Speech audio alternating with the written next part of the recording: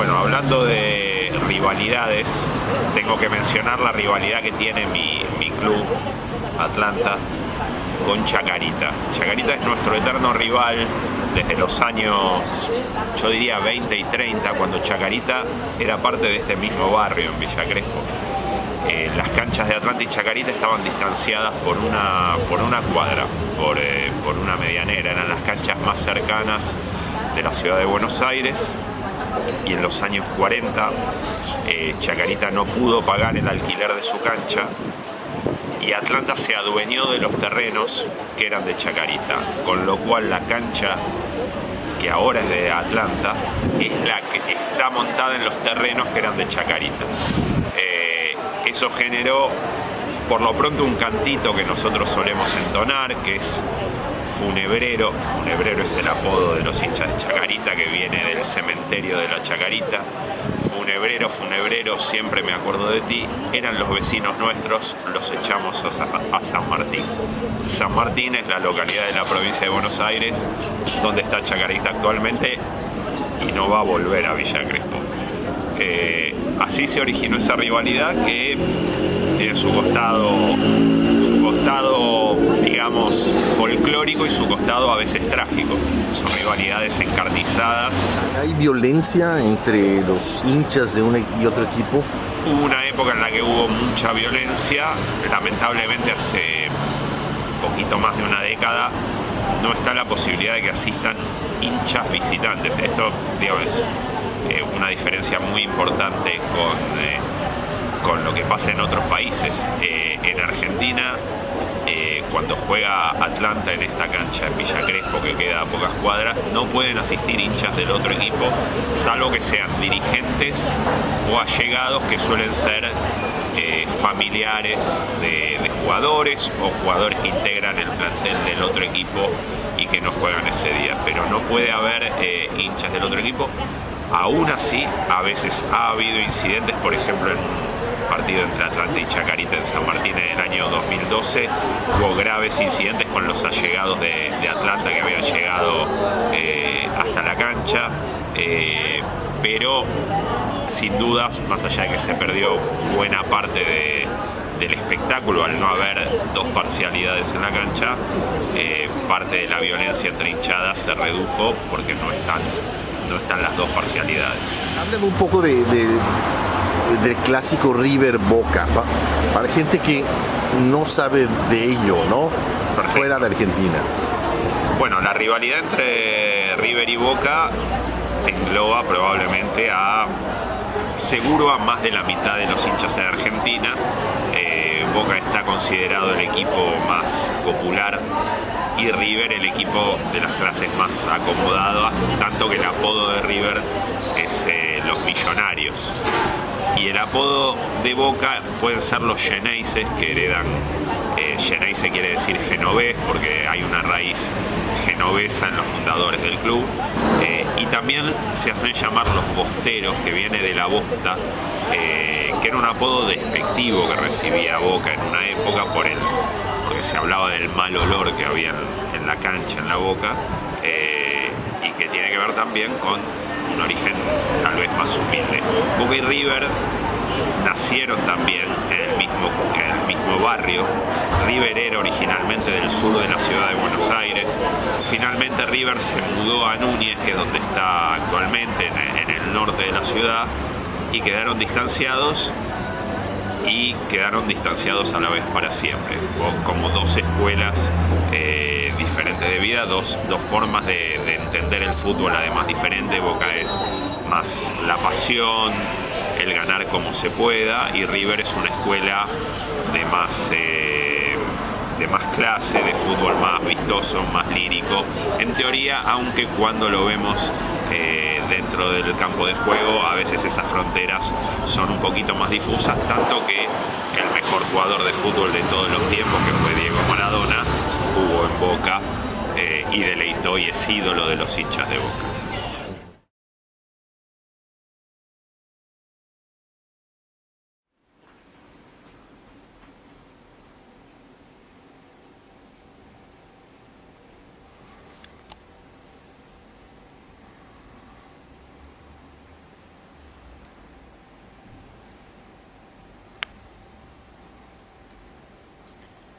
Hola, ¿qué tal? Mi nombre es Rodrigo Dascal, soy sociólogo, soy doctor en sociología, profesor de diferentes casas de estudios en la República Argentina y en el exterior, y centralmente dedicado a la docencia y la investigación en temas de deporte, historia del deporte argentino también específicamente, políticas públicas deportivas, y a la vez que he recorrido este mundo académico, he sido siempre hincha de River, socio del Club Atlético River Plate, y desde hace muchos años participo del campo político, de la arena política del club, y desde ya hace un poco más de 8 años soy directivo, miembro de la comisión directiva del Club Atlético River Plate, y tengo a cargo el museo del club, el área de historia del club y la administración de los trofeos del club, tratando de conjugar de esa manera mi vocación académica con mi pasión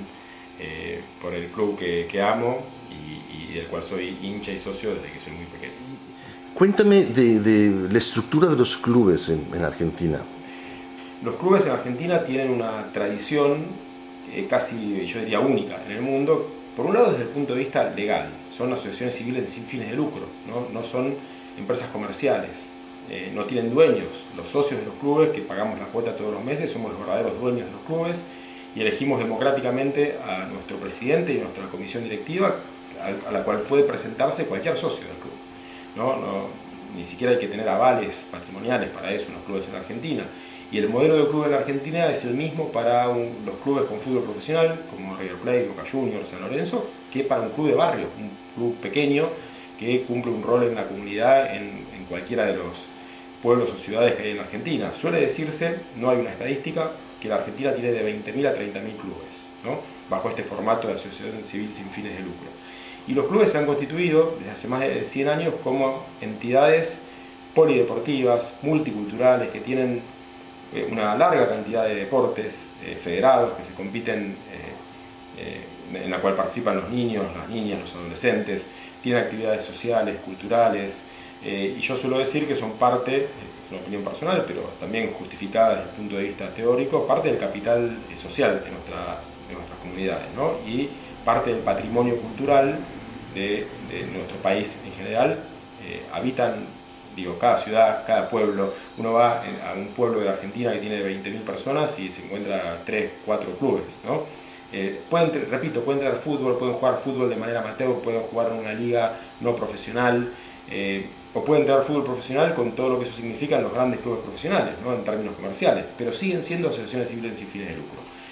Todo el dinero que generan vuelve al club y se reinvierte en el club, ya sea en el fútbol o en otras actividades, que es lo que la comisión directiva decide. No van a ser dividendos de ninguna persona ni ningún grupo comercial que, por el modelo de club que tenemos en Argentina, nunca podrían comprar un club, Esto que estamos viendo en los últimos años o décadas de personas o poderosas o grupos comerciales que compran clubes bajo el formato comercial en cualquier lugar del mundo, o licencias como es en algunos otros países, bueno, eso no puede ocurrir en Argentina. En Argentina no hay formato legal para que eso ocurra, y la Asociación del Fútbol Argentino es una asociación de entidades de primer grado, es decir, asociación civil que integra asociaciones civiles sin fines de lucro. Por lo tanto, no puede haber otro formato posible, y este es el formato que yo defiendo con todas sus ventajas y también algunas desventajas, por supuesto. Y háblame un poco de las rivalidades en el fútbol, porque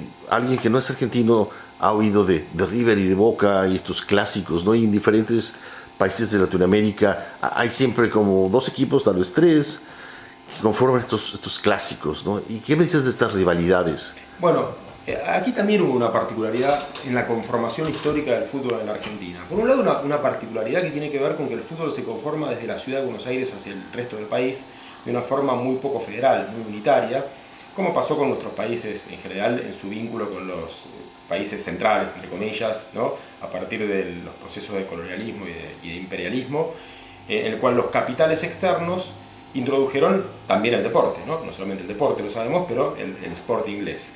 Eso ocurre a través del puerto de la ciudad de Buenos Aires y de la conformación de los primeros barrios de la ciudad, La Boca, San Telmo, Barracas, Avellaneda, que en ese momento era parte de la ciudad.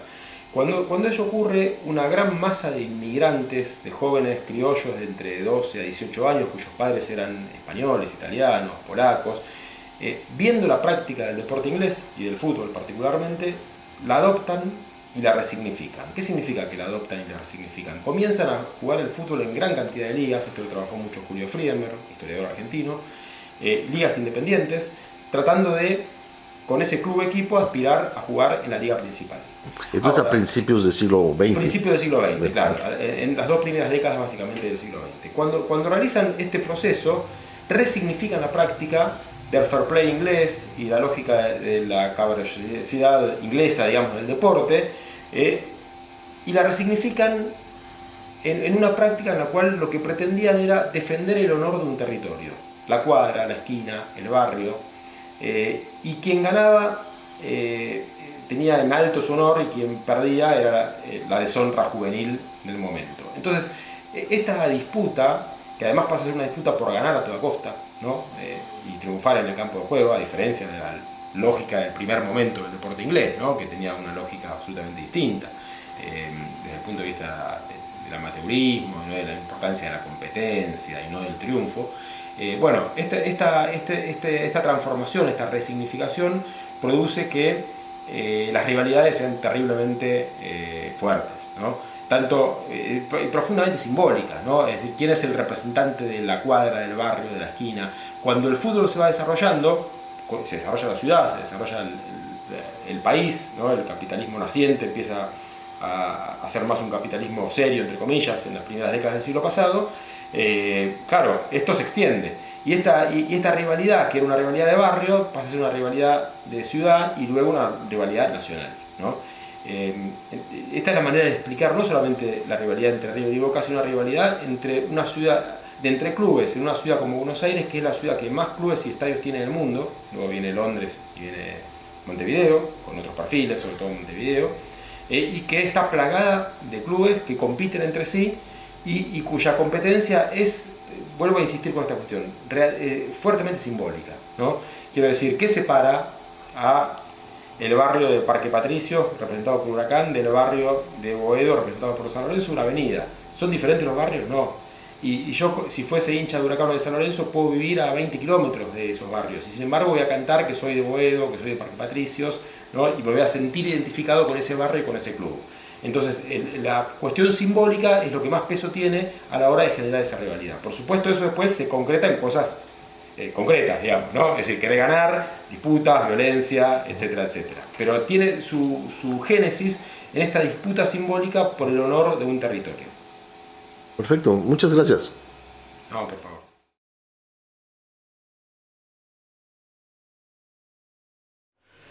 El fútbol para el uruguayo promedio es parte de una cultura histórica, ética, de cómo encara la vida. Efectivamente, creemos, uno no sabe acá en Uruguay qué está delante, si la mística futbolística o la mística criolla histórica que nosotros logramos. Y para un país laico como el Uruguay, es lo que nos religa, es lo que nos une. Entonces es esa celebración que nosotros tenemos en nuestras canchas, es esa representación que nos trae la historia respecto a algunas gestas que logramos para ser un país chico en el medio de dos gigantes, y es nuestra identidad. Es decir, cuando el fútbol o como cualquier cosa está en el idioma, se impregna en el idioma, en lo coloquial, eso quiere decir que ahí ya pasó por varias barreras y se instaló, es parte de nuestro ADN. Y es así, no hay quien no juega el fútbol, no hay quien no mire el fútbol. ¿Por qué? Porque consideramos que es lo que nos identifica, consideramos que es lo que nos dio identidad. Háblame de tu película. ¿Cómo surgió? ¿Por qué te interesó este proyecto? Cuando me vine a estudiar a Montevideo, de mi ciudad, dejé una rutina. Mi rutina era estar todos los días con mi club y los domingos ir a la cancha con el resto de la gente. Eso me quedó. Es una historia que me había quedado como deuda.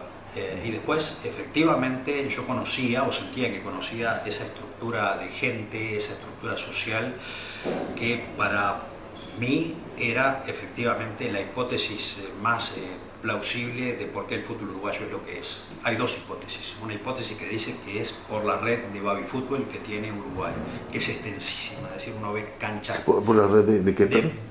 baby fútbol, el fútbol de niños. Hay una red enorme que está extendida por todos lados y es caminar en cualquier barrio de Montevideo, cualquiera, y uno ve canchas chicas con niños jugando al fútbol de forma permanente. Pero esa hipótesis para mí no era la real. Para mí la hipótesis más fuerte, la que picaba más, tenía que ver con los clubes de barrio, en donde efectivamente había gente que de forma absolutamente anónima, voluntaria, llevaba adelante un esfuerzo para que su cuadro saliera a la cancha los domingos. Y eso fue lo que salimos a buscar con la película. Y eso es lo que encontramos. Esas personas absolutamente ineludibles para que el fútbol uruguayo todos los fines de semana exista. Sin esas personas el fútbol uruguayo no existe. Y ese borde social, ese borde cultural, creemos que está retratado en la película. Al final, entrevistas a alguien que habla de lo importante que es el fútbol para él y de cómo él piensa dejar sus cenizas, quiere dejar una instrucción, su familia, sus cenizas enterrarlas en el campo de fútbol.